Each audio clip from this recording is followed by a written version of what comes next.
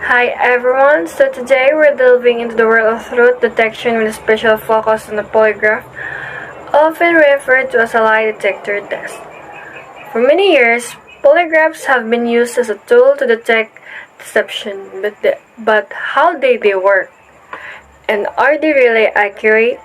Today I will discuss how the polygraphs works and its meaning. A polygraph, often and accurately called a lie detector test, is an instrument that measures and records physiological responses of a person during questioning.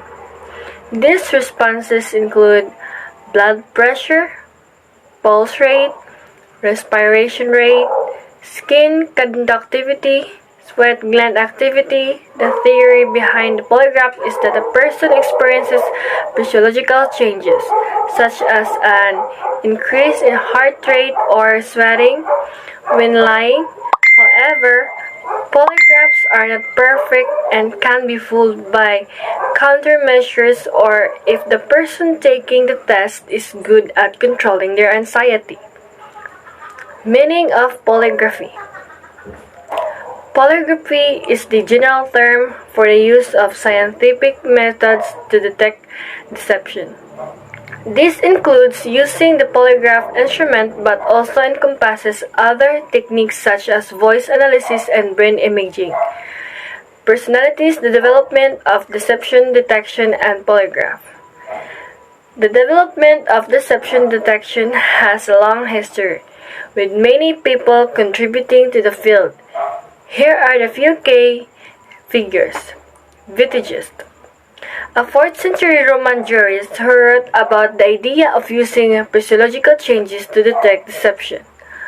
Marston, an American psychologist who developed the systolic blood pressure test in the early 90s. This was an early precursor to the modern polygraphy. John Augustus Larson, a Berkeley student who in 1921 developed the first polygraph instrument that recorded multiple physiological responses. And 4 major components of the analog polygraph. The traditional analog polygraph machine consists of 4 main components. Nomograph. This component measures a person's respiration rate by attaching a band around the chest and abdomen. Cardiospermograph. This component measures blood pressure and heart rate using a blood pressure cuff on the arm. Galvanometer. This component measures changes in skin conductivity, which can be an indicator of sweat gland activity. Recorder. This component records the output from the other 3 components of a moving piece of paper. Chart polygraphs. A polygraph test chart is a printout of the recordings made by the polygraph machine during a test. The chart shows changes in the person's physiological responses over time. A polygraph examiner will analyze the chart to look for patterns that may indicate deception.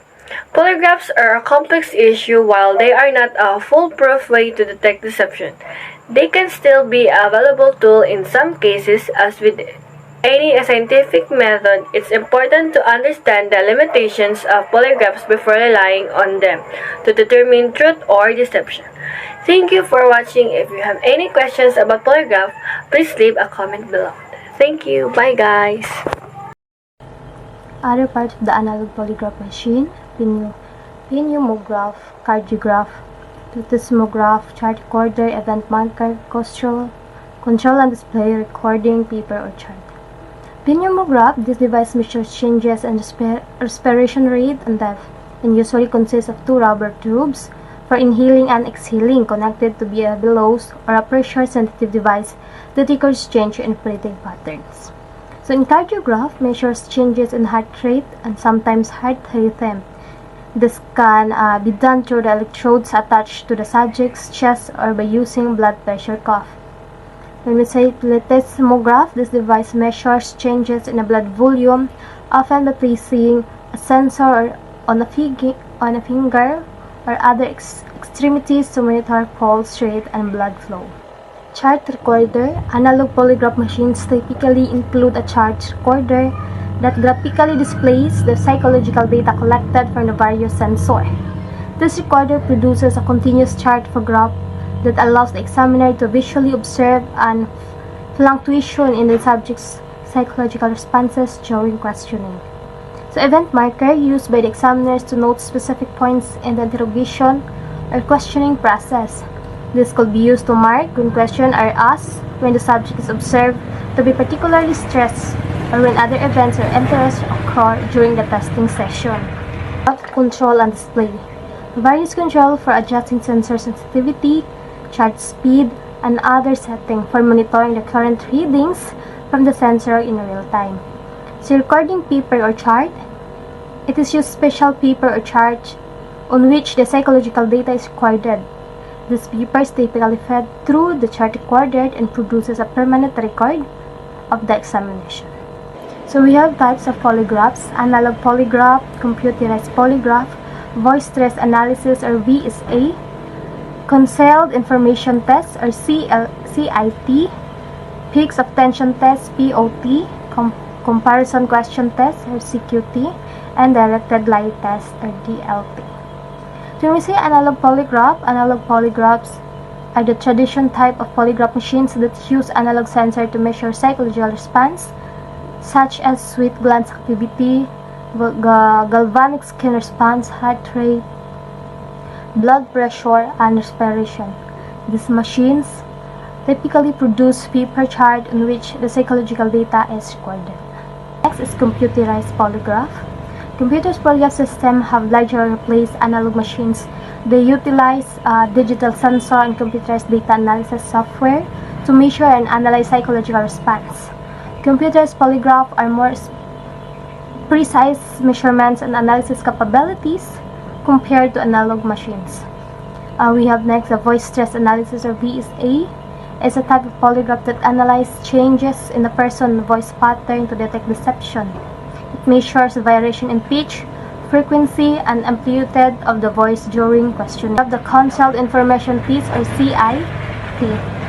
It's also known the guilty knowledge test or GTT.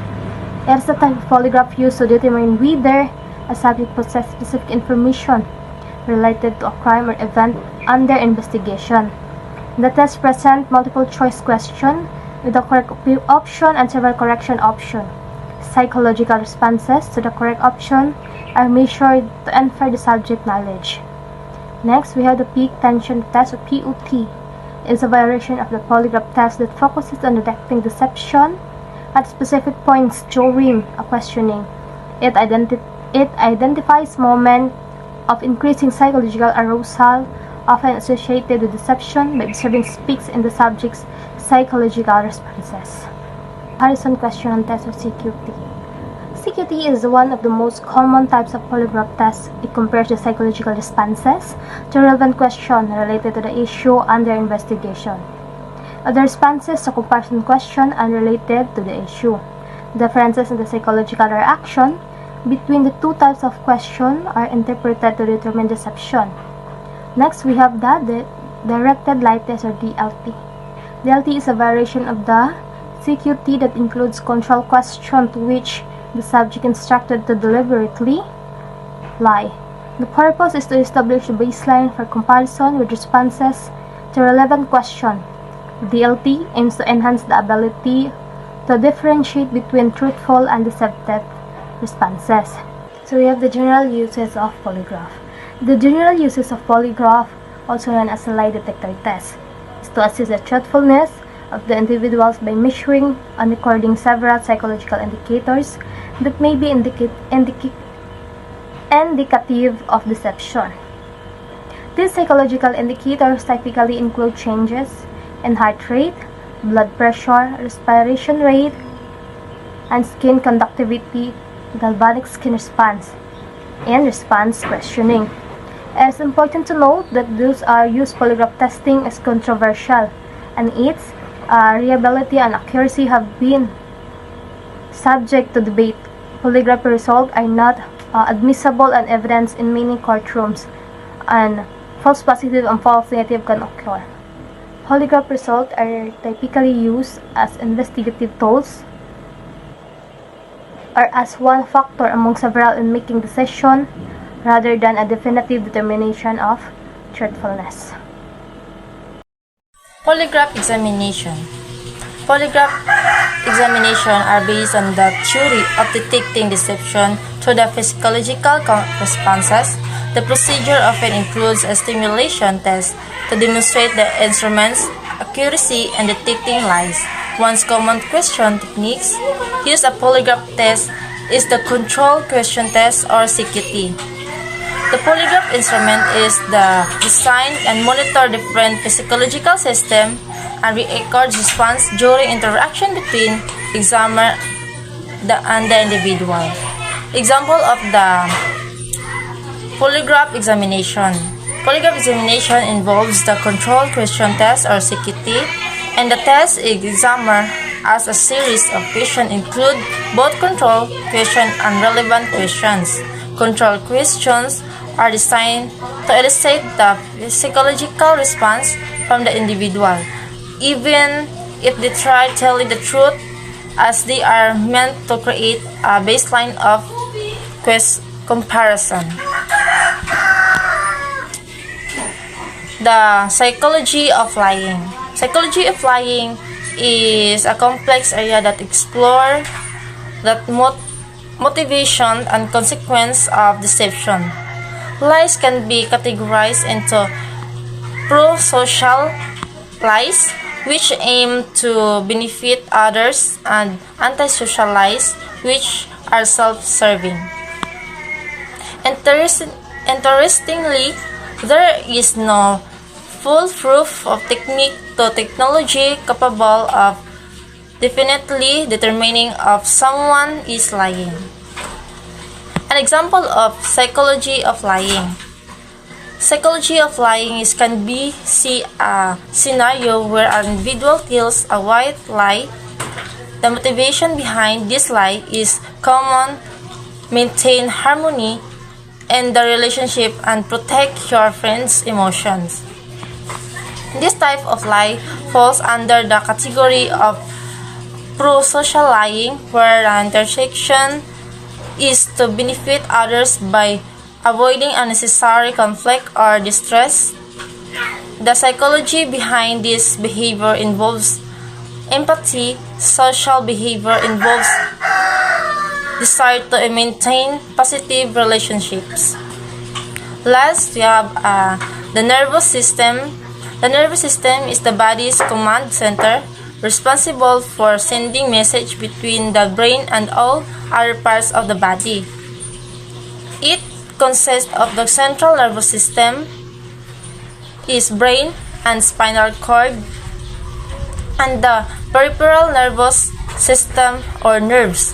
The nerve system coordinates response to stimuli and play a circular role in regulating various bodily functions. The example of the nervous system is a system actions can be seen a response to sudden loud noise. Imagine you are walking down the street and the car horns loudly right behind you. In this scenario, the nervous system plays a circular role in your body's reaction to unexpected sounds. And that's all.